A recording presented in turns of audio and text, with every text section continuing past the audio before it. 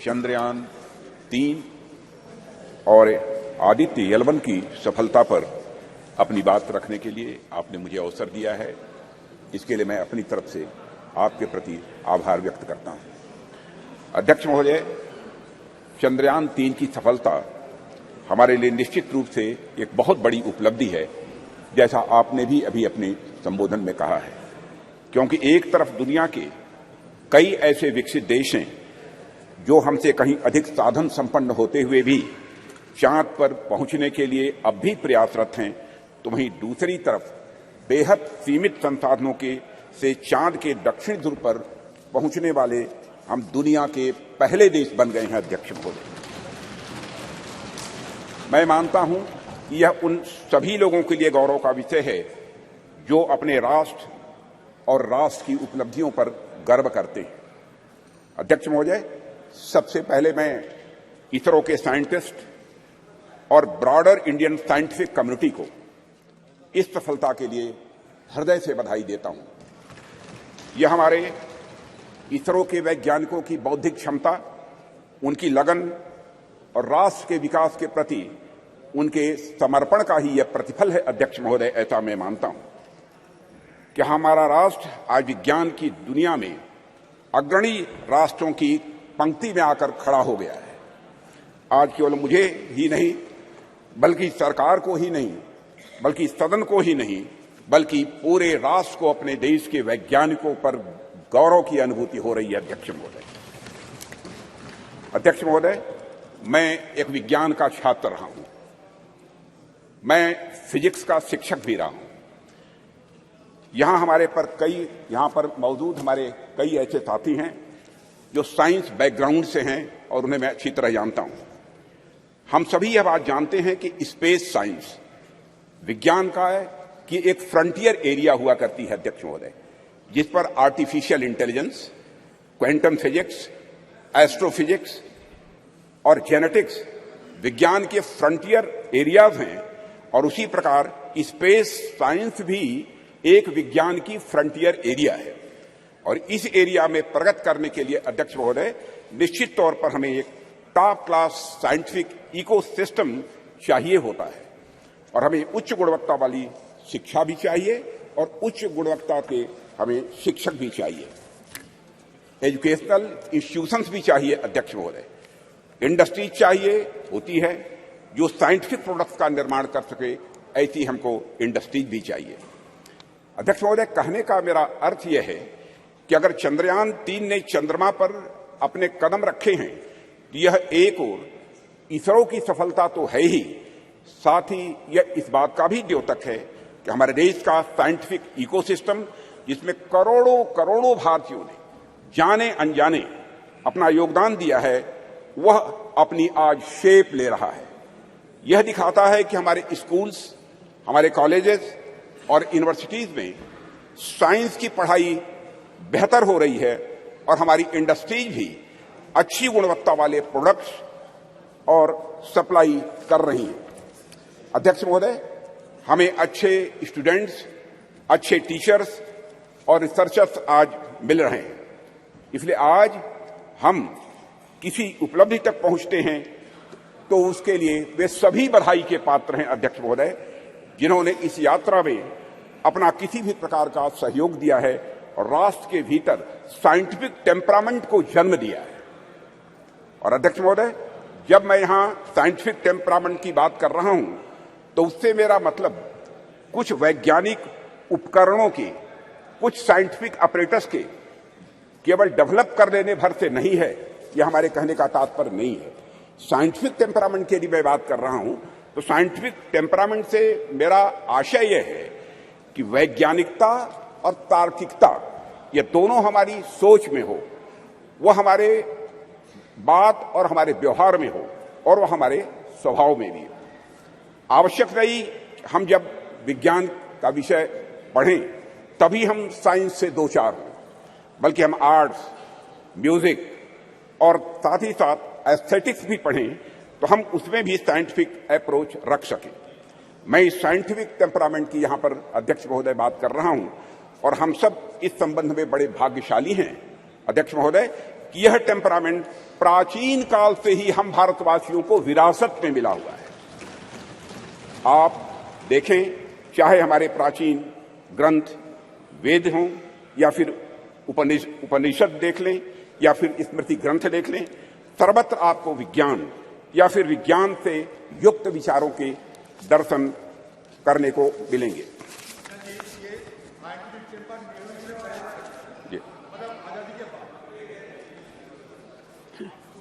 अध्यक्ष महोदय, maths, science, medicine, logic आदि से जुड़े जितने भी फार्मूले यानी सूत्र हैं, हमें हमारे प्राचीन ग्रंथों में भी ये दिखाई देते हैं।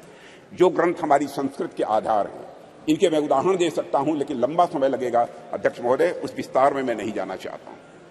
अध्यक्ष महोदय, कभी कभी कुछ लोगों द्वारा यह भी कहा जाता है और कुछ ऐसे लोग हमारे सदन में भी हो सकते हैं कि हमारी सांस्कृतिक विरासत और साइंटिफिक टेम्परामेंट के बीच विरोधाभास है। कुछ ऐसे भी मानने वाले लोग हमारे देश में हैं। यहां तक कहा जाने लगा कि अगर आप साइंटिफिक टेम्परामेंट के हैं तो आप पीपल की पूजा कैसे कर सकते हैं, आप नीम की पूजा कैसे कर सकते हैं, आप तालाब की पूजा कैसे कर सकते हैं, या फिर आप गाय को माता कैसे कह सकते हैं। अध्यक्ष महोदय, अगर आप वैज्ञानिक की तरफ सोचते हैं तो मूर्ति पूजा कैसे कर सकते हैं, यह कहने वाले लोग हमारे देश में हैं। महोदय, बात तो यहां तक अब होने लगी है कि संस्कृत का विरोध करना, विरासत का विरोध करना, यह प्रगतिवाद यानी प्रोग्रेसिव होने का सूचक हो गया है। और प्रगतिवाद वह नहीं रह गया जो प्रगति की बात करे, बल्कि प्रगतिवाद वह हो गया जो अपनी संस्कृत और विरासत का केवल विरोध करे, वह भी इसलिए कि उसे विरोध करना है। पूछा जाने लगा कि भारतीय संस्कृति और विज्ञान का भला आपस में क्या लेना देना है, इन दोनों में आपस में क्या रिश्ता है। भारत में कभी धर्म और विज्ञान का सामंजस्य रहा ही नहीं है, यह भी कहने वाले लोग हैं। विपक्ष के हमारे कुछ मित्रों का ऐसा भी आरोप रहता है, क्योंकि राज्यसभा में मैंने सुना था कि भारतीय संस्कृति और विज्ञान एक साथ चल ही नहीं सकते हैं, ऐसी उनकी मान्यता है। अध्यक्ष महोदय, इनका ऐसा मानना है कि संस्कृति विज्ञान की विरोधी होती है। मैं इस सदन के माध्यम से उनके इन प्रश्नों का जवाब देने की भी अपनी तरफ से कोशिश करूंगा। भारत में यदि कोई व्यक्ति यह कहता है कि हमारी संस्कृति विज्ञान की विरोधी है, तो मुझे लगता है कि उस व्यक्ति को न तो हमारी संस्कृति का स मालूम है और न ही विज्ञान का व मालूम है। हमारे जो भी साथी विज्ञान का उद्गम पश्चिम के विचारों से मानते हैं, उन्होंने अगर इतिहास पढ़ा होगा तो मालूम होगा निश्चित रूप से उन्हें कि पश्चिम में ऐसे अनेक उदाहरण देखने को मिले हैं जहां चर्च और धर्म की मान्यताओं के खिलाफ जाने पर, वैज्ञानिक बातें कहने पर व्यक्तियों को जहर दे देना या उन्हें जिंदा जला देना यह आम बात सी हो गई थी।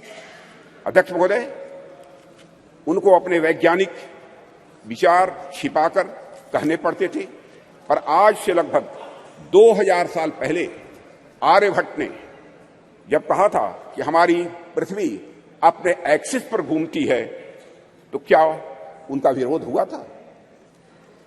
बाराहमीर ने जब यह सिद्धांत दिया कि पृथ्वी का गुरुत्वाकर्षण बल, ग्रेविटेशनल फोर्स, हर वस्तु को अपनी तरफ खींचता है, तो क्या किसी व्यक्ति ने बाराहमीर के इस सिद्धांत को अधर्म कहा था? जब भी भारत में किसी ने कोई नया वैज्ञानिक सिद्धांत दिया है अध्यक्ष महोदय, तो भारतीय समाज ने उस व्यक्ति को ऋषि के रूप में प्रतिष्ठित किया है अध्यक्ष महोदय। और मेरा मानना है कि संस्कृति के बगैर, कल्चर के बगैर, विज्ञान और विज्ञान के बगैर कल्चर या संस्कृति अधूरी है। संस्कृति और विज्ञान दोनों एक दूसरे से जुड़ने के बाद ही अध्यक्ष महोदय वह पूर्णता को प्राप्त करते हैं। दोनों को एक दूसरे का पूरक कहा जा सकता है, क्योंकि दोनों ही मनुष्यता के लिए भी यह आवश्यक है। इसका एक छोटा सा लेकिन बहुत ही महत्वपूर्ण उदाहरण मैं आपके सामने रखना चाहूंगा। अध्यक्ष महोदय, लगभग 2 वर्ष पहले उत्तराखंड में भूस्खलन के रूप में एक दुर्भाग्यपूर्ण आपदा आई हुई थी। मैं समझता हूं कि सदन के सभी सम्मानित सदस्यों की इसकी जानकारी होगी, जिसके कारण एक सुरंग में हमारे कुछ मजदूर फंस गए थे अब इससे निपटने के लिए यहां पर विज्ञान की भूमिका सामने आएगी। हमने सेंसर आज के माध्यम से यह पता लगाया कि मजदूर सुरंग में कहां फंसे हुए हैं। उसके बाद हमने हेलीकॉप्टर से उन लोगों को वहां से निकालने में भी कामयाबी हासिल की। लेकिन अध्यक्ष महोदय, जैसे ही सुरंग से पहले मजदूर को बाहर निकाला गया, अन्यथा कोई न ले, जैसे ही मजदूर को सुरंग से बाहर निकाला गया, बाहर निकलते ही इसने दोनों हाथ ऊपर करके बड़ी तेजी के साथ जय घोष किया, बद्री विशाल की जय। अध्यक्ष महोदय, इस वाकये ने सारी दुनिया को बताया कि धर्म और विज्ञान किस तरह से यह आपस में जुड़े हुए हैं। एक दूसरे से अलग नहीं है धर्म और विज्ञान, बल्कि यह एक दूसरे से जुड़े हुए हैं। निश्चित रूप से विज्ञान ने उस मजदूर को सुरंग से बाहर निकालने में, अध्यक्ष महोदय, बहुत बड़ी भूमिका निभाई है, इसमें कहीं दो मत नहीं है। लेकिन उन मजदूर बंधुओं को सुरंग के भीतर जिसने जिजीविषा की शक्ति प्रदान की, जिसने साहस प्रदान किया, जिसने मनोबल प्रदान किया, जिसने आखिरी समय तक प्रयास करते रहने की शक्ति प्रदान की, वह और कुछ नहीं, हमारा सांस्कृतिक विश्वास ही था अध्यक्ष महोदय, जिसने कि यह संबल उन्हें प्रदान किया।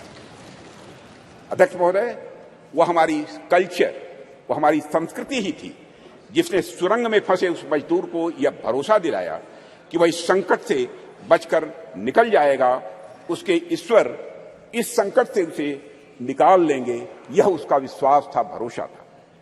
अध्यक्ष महोदय, हमारी आस्था, हमारी संस्कृति इंक्लूसिव नेचर की है, समावेशी यह स्वभाव की है।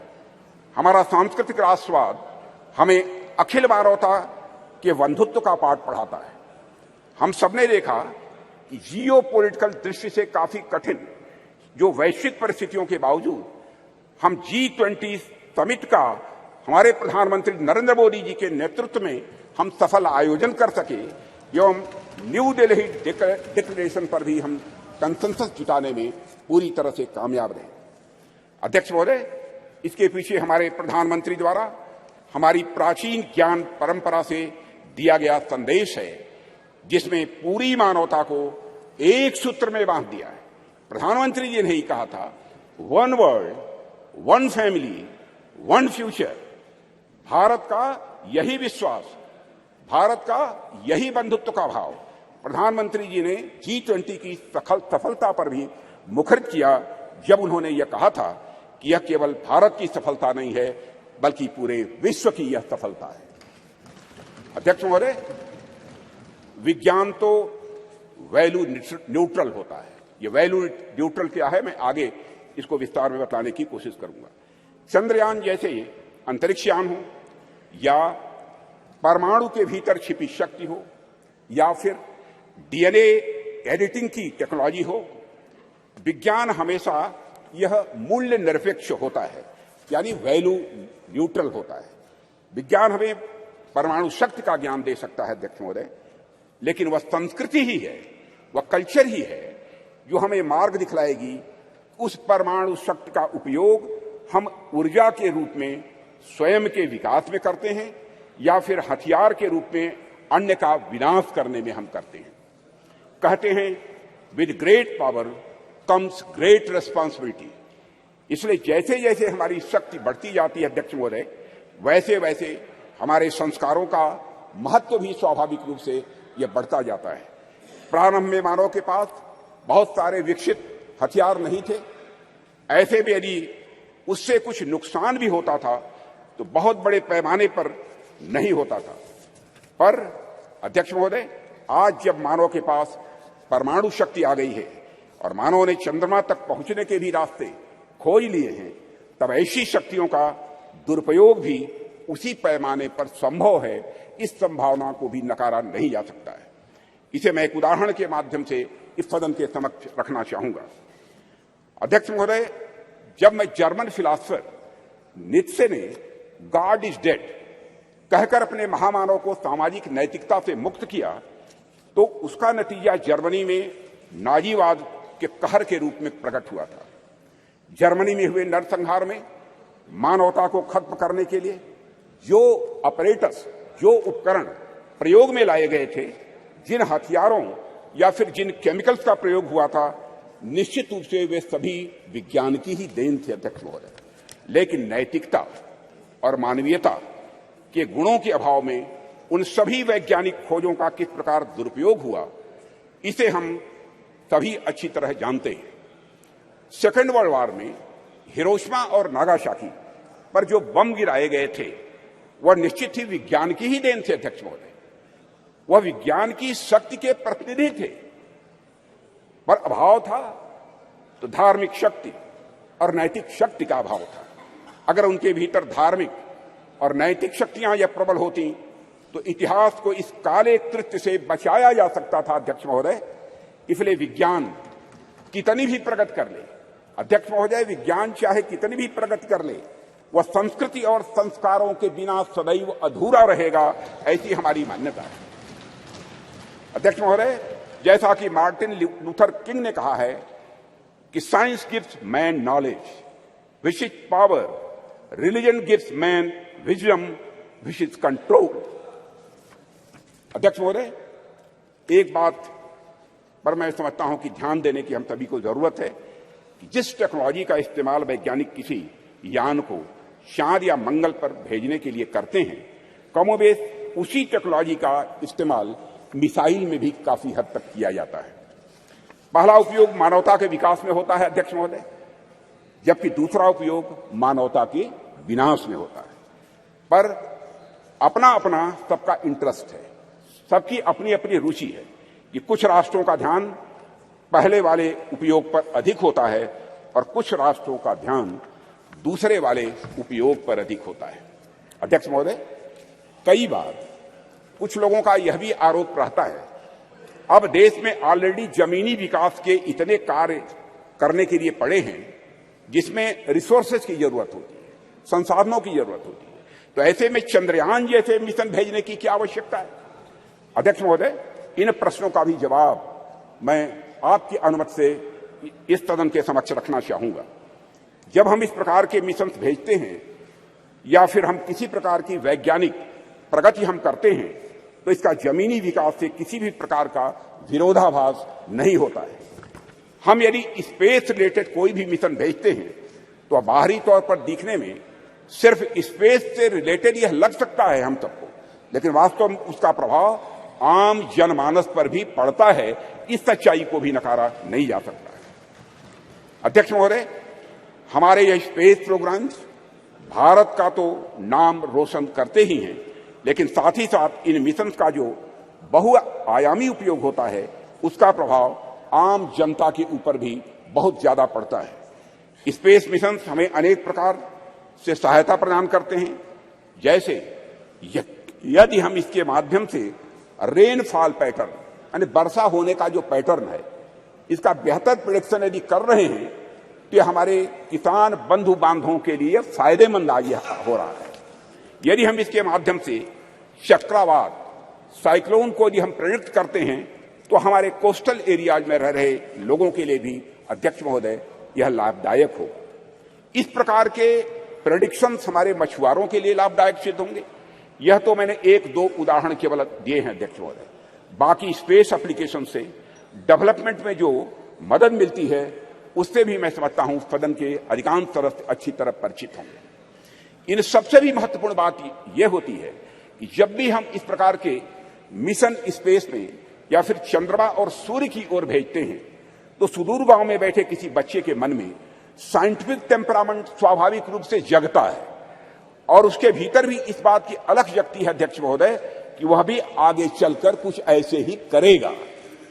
उसके अंदर यह प्रेरणा आती है कि एक दिन वह भी वैज्ञानिक बनकर भारत का नाम दुनिया में रोशन करेगा, और यही कुछ करने की तमन्ना ही अध्यक्ष महोदय राष्ट्र को स्वाभाविक रूप से आगे ले जाने का काम करती है।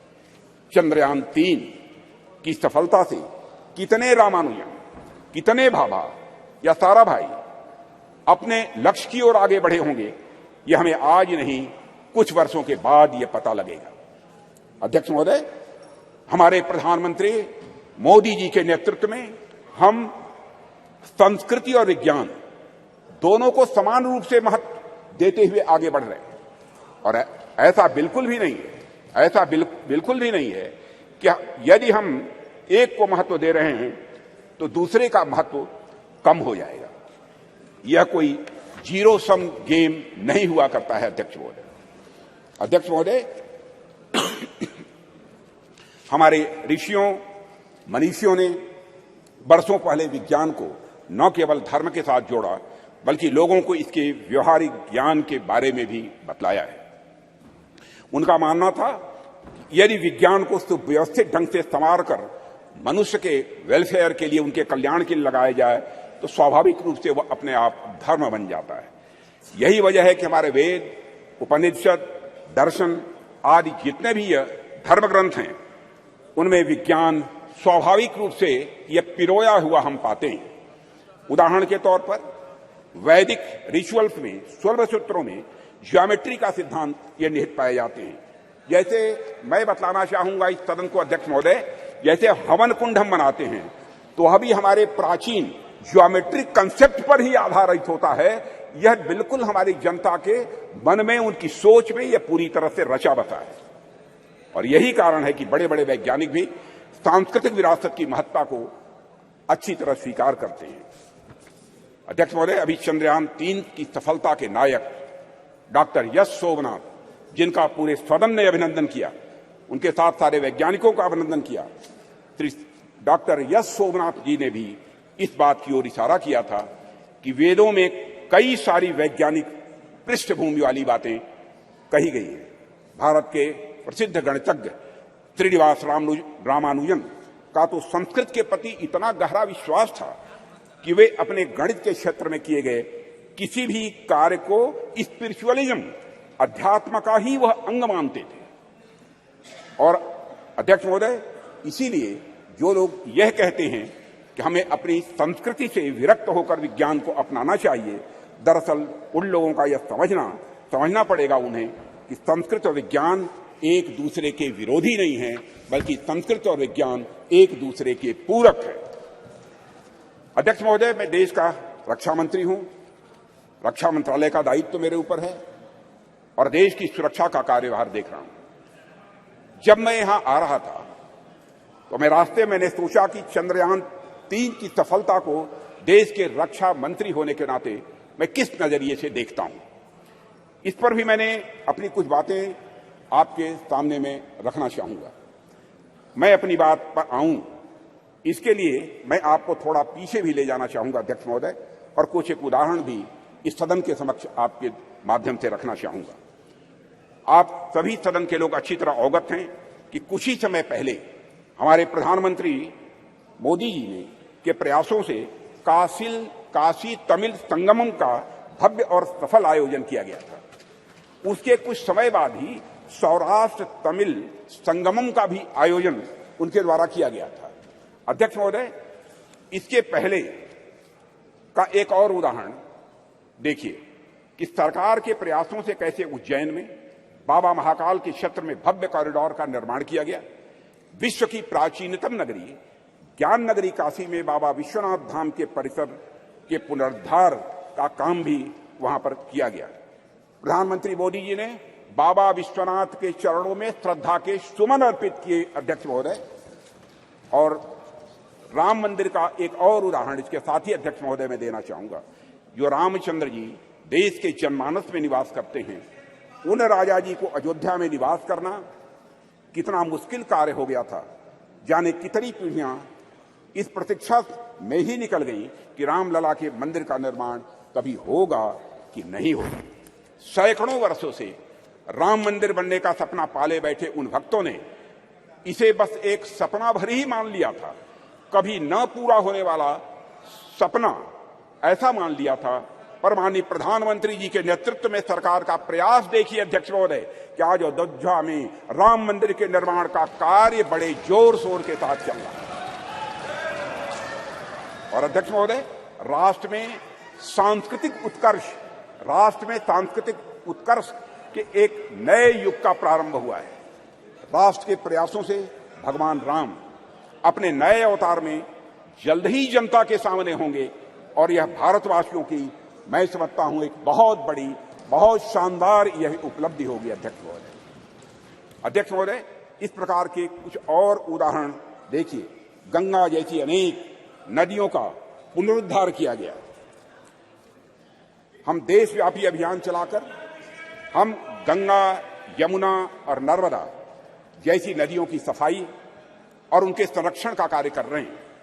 ऐसे ही अनेक उपक्रम सरकार द्वारा किए जा रहे हैं जो हमारी संस्कृति और परंपरा से जुड़ी चीजों को सहेजने और सुरक्षित रखने का वो काम कर रहे हैं। अध्यक्ष महोदय, आप सभी राष्ट्र के उपयुक्त विकास के लिए अनेक प्रकार की सुरक्षा से भी मैं समझता हूं सदन के सम्मानित सदस्य अच्छी तरह अवगत होंगे। आप सभी सीमा सुरक्षा, आर्थिक सुरक्षा, सामाजिक सुरक्षा, खाद्य सुरक्षा, ऊर्जा सुरक्षा और पर्यावरण सुरक्षा के बारे में मैं समझता हूं हम सभी समय समय पर चर्चा भी करते रहते हैं। अब तो पूरी हिम्मत है, पूरी हिम्मत है, पूरी हिम्मत है, पूरी हिम्मत है।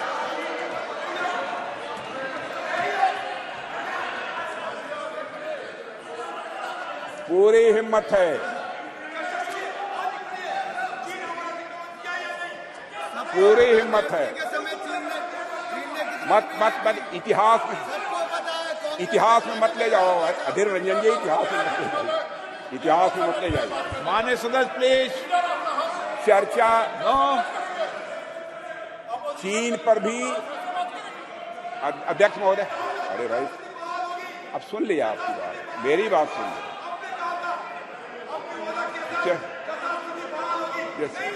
माननीय सदस्य आपको मौका देंगे जब आप बोलना, सबको पर्याप्त समय पर्याप्त अवसर मिलेगा। और मैं बतलाना चाहता हूं अध्यक्ष महोदय, मैं बीच में कहीं पर अपने को डिबेट नहीं करना चाहता हूं। मैं चर्चा करने को तैयार हूं और सीना चौड़ा करके मैं चर्चा करने के लिए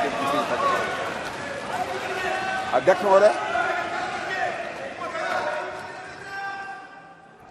महोदय, आप सभी राष्ट्र के उपयुक्त विकास के लिए अनेक प्रकार की सुरक्षा से हमारे सदन के सम्मानित सदस्य अवगत होंगे।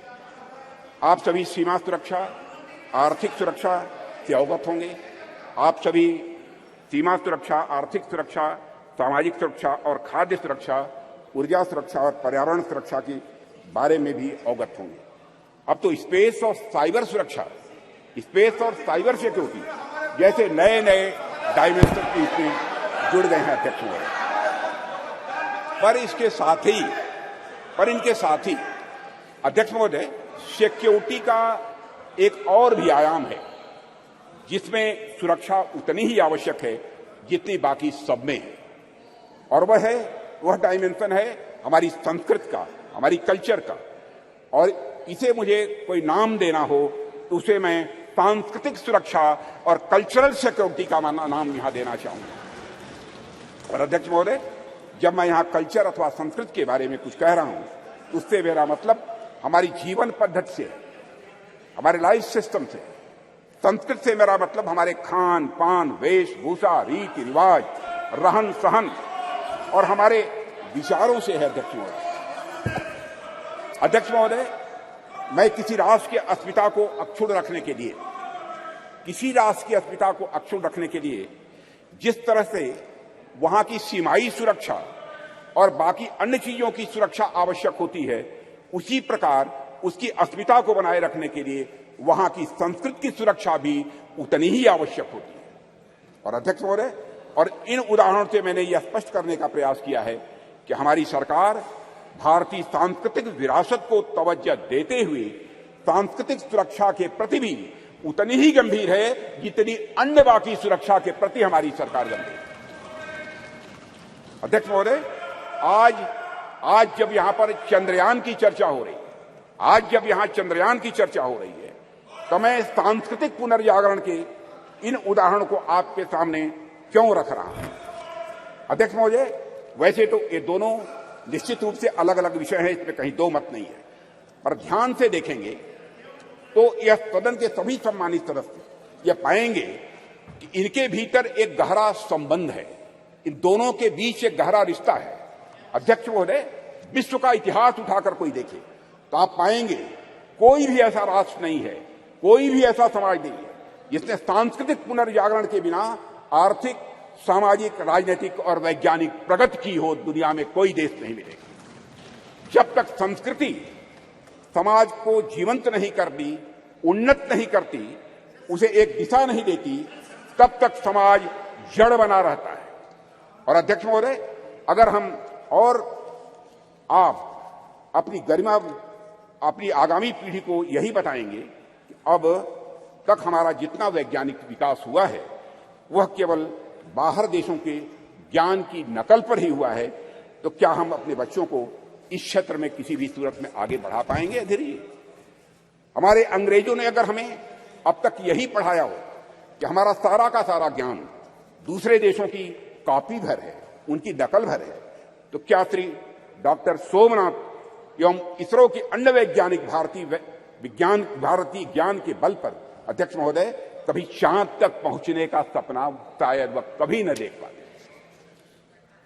अगर उन्हें इस बात का विश्वास हुआ, अगर उनके मन में संकल्प जगा, तो इसलिए कि उन्हें मालूम था कि उनके पूर्वज आर्यभट्ट थे, उनके पूर्वज वराहमिहिर थे, उन्हें मालूम था कि उनके पूर्वज भास्कराचार्य थे, उनके पूर्वज ब्रह्मगुप्त थे और उनके पूर्वज सवाई जय सिंह थे। अध्यक्ष महोदय, इसलिए उनको यह प्रेरणा प्राप्त हुई।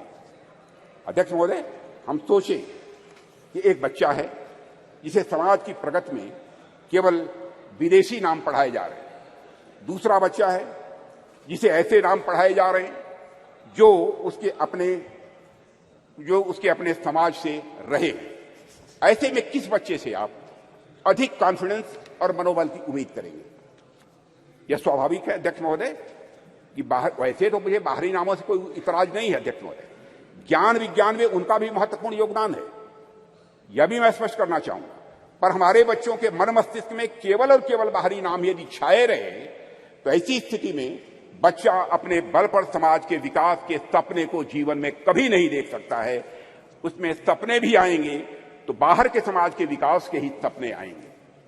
इसलिए अध्यक्ष महोदय, जब हम महिलाओं और छोटी बच्चियों को इंस्पायर करने की बात करते हैं तो हमें यह प्रयास करते हैं कि उनके सामने विमेन आइकन का उदाहरण रखें।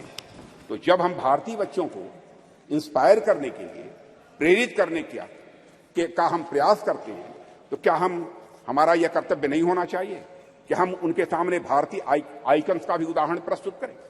इसलिए अगर हमें अपने समाज, अपने राष्ट्र को आगे ले जाना है अध्यक्ष महोदय, हम अपने समाज और संस्कृति से सीखें, हमारे अपने आइकन्स को अपने बात व्यवहार में प्रतिष्ठित करें और उनका अनुकरण करें।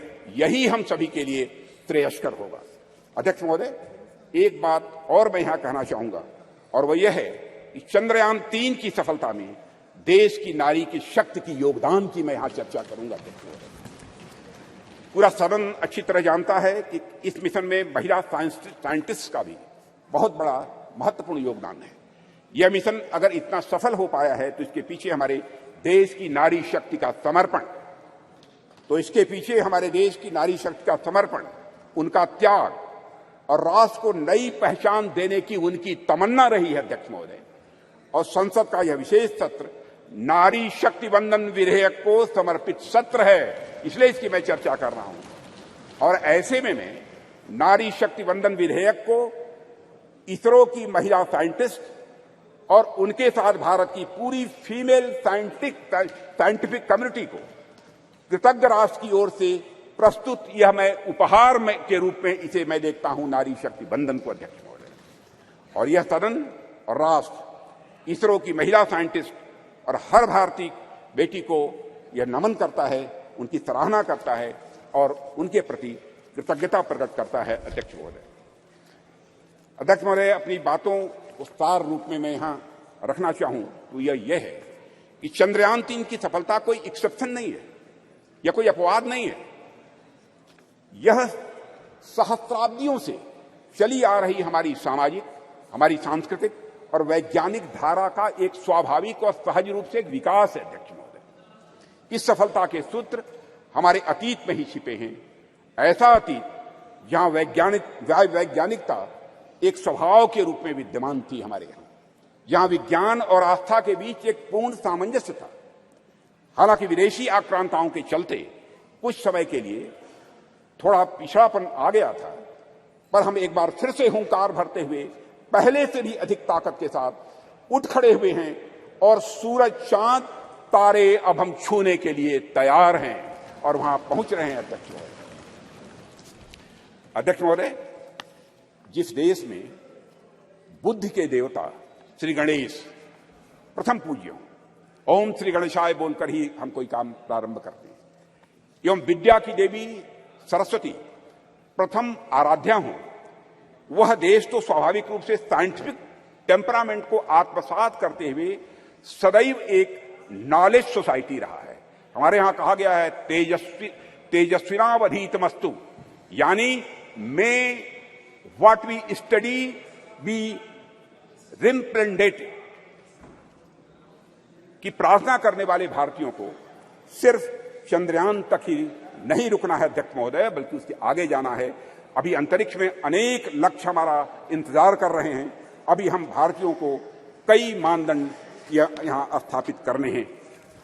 अध्यक्ष महोदय, मैं अपने वैज्ञानिकों की कामयाबी की एक दो और चर्चा करके अपनी बात यहां समाप्त करना चाहूंगा। अध्यक्ष महोदय, भारत द्वारा हमारे वैज्ञानिकों का करिश्मा देखिए। भारत द्वारा अब तक लॉन्च किए गए 424 विदेशी उपग्रह, इनमें से 389 424 में से 389 आउट ऑफ 424 जितने भी हमारे विदेशी उपग्रह हैं, उसमें 389 प्रधानमंत्री श्री नरेंद्र मोदी के नेतृत्व वाली सरकार के पिछले 9 वर्षों में लॉन्च किए गए हैं अध्यक्ष महोदय। और विदेशी उपग्रहों के सफल प्रक्षेपण के साथ भारत का अंतरिक्ष क्षेत्र दुनिया में बहुत तेजी से एक प्रमुख स्थान हासिल कर रहा है। भारत द्वारा अब तक लॉन्च किए गए 424 विदेशी उपग्रहों में से 389 प्रधानमंत्री श्री नरेंद्र मोदी की नेतृत्व वाली सरकार के पिछले 9 वर्ष में लॉन्च किए गए थे। इसके अलावा अध्यक्ष महोदय 174 मिलियन अमेरिकी डॉलर में से 157 मिलियन की कमाई पिछले 9 वर्षों में हुई, और इसी तरह अब तक की अर्जित 256 मिलियन यूरो में से 223 मिलियन मोदी शासन के 9 वर्षों के दौरान आए हैं। अध्यक्ष महोदय, यह भी मैं सदन की जानकारी में यहां लाना चाहता हूं। एक बार अध्यक्ष महोदय, मैं फिर अपने वैज्ञानिक समुदाय को बधाई देता हूं और आशा करता हूं कि जल्द ही हम नए मिशनों को भी अंजाम देंगे, आगे नए मिशनों को भी हम अंजाम देंगे, ऐसा मेरा पक्का विश्वास है, समस्त देशवासियों का विश्वास है। अध्यक्ष जी, अभी तो यह शुरुआत ही है। आने वाले समय में हमारा हाथ मंगल और शनि तक भी पहुंचेंगे और हमारा देश वहां भी अपना परचम लहराएगा अध्यक्ष महोदय, जहां अब तक कोई नहीं पहुंच पाया है। इन्हीं शब्दों के साथ मैं अपनी वाणी को विराम देता हूं और सदन की ओर से राष्ट्र के वैज्ञानिकों को नमन करता हूं। अध्यक्ष महोदय।